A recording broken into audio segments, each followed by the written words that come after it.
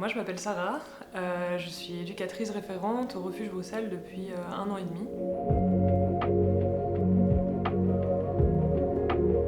Les éléments que j'apprécie particulièrement dans mon travail, c'est principalement la diversité, les échanges que j'ai avec les bénéficiaires, donc les jeunes LGBTQIA+, demandeurs et demandeuses d'asile. Ce que j'apprécie aussi, c'est le travail en équipe, donc on est une équipe très soudée. Je trouve que ça fait vraiment la force de ce travail, avec en plus le travail de réseau, donc avec les organisations externes.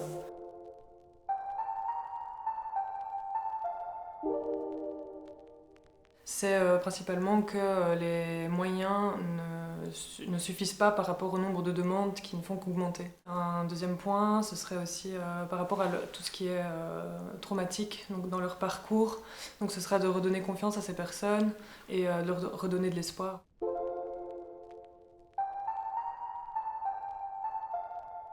Le public migrant LGBTQIA+, a principalement besoin de meilleures conditions d'accueil.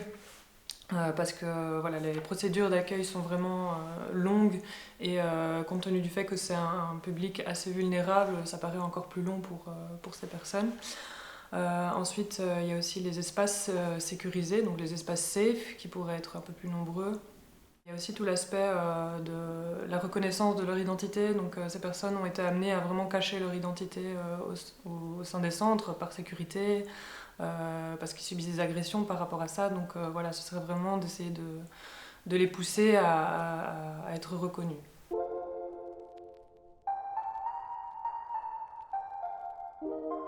S'informer sur le sujet, déjà, tout simplement.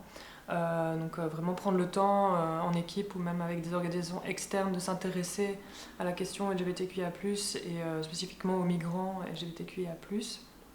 Ensuite, ce serait de ne pas oublier non plus que ce public-là, comme tous les publics, en fait, sont plus au courant de leur situation et de leur vécu que nous. Aussi, de respecter la confidentialité, donc ne jamais ôter une personne sans son consentement explicite.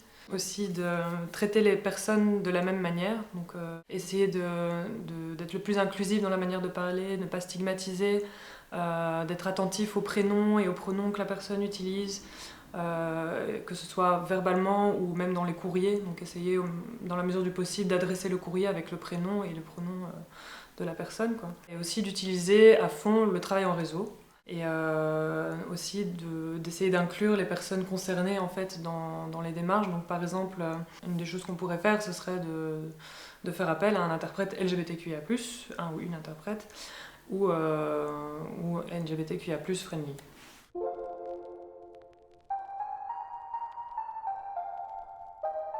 Alors, un des plus gros éléments qui pourrait nous aider, ce serait les moyens financiers, qui vont permettre de débloquer tout un tas de moyens, donc le personnel, le temps, etc. Un deuxième point, ce serait sensibiliser les travailleurs à la question LGBTQIA+, avec des formations qui pourraient leur permettre aussi d'échanger les difficultés liées à l'accompagnement de ces personnes qu'ils rencontrent personnellement, et voilà, d'assurer un avenir plus positif en termes d'accueil de ces personnes.